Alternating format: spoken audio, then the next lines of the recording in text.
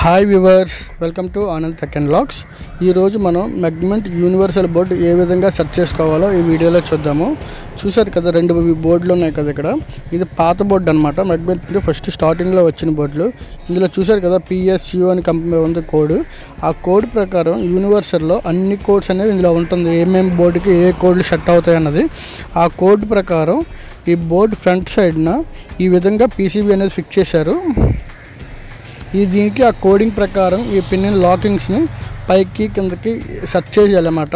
1 ఎలాగుంది, 2 ఎలాగుంది, వాళ్ళు ఇచ్చిన కోడింగ్ బట్టి సెట్ చేసుకోవాలి. ఆ విధంగా సెట్ చేసిన తర్వాత PCBని ఫిక్స్ చేసుకుంటే ఆ మోడల్కి ఈ PCB అనేది వర్క్ చేస్తుంది అన్నమాట. చూసారు కదా, ఆ PCBలో ఉన్న కోడ్ మాత్రం మనం సెట్ చేసుకోవాలి.